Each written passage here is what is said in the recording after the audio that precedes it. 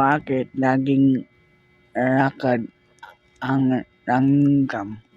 This is Iman. Ang maliit langgam na langgam ay laging abala, naglalakad na bubuhat at naglalakbay.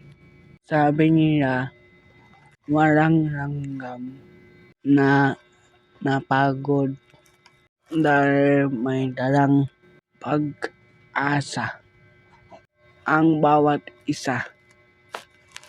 Alam nilang kapag nagtulungan sila, kayang-kaya nilang buhatin kahit mas malaki pa sa kanila.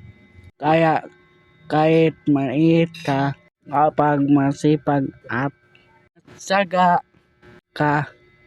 matyaga ka, marami magagawa. Thank you for watching. Keep safe. God bless.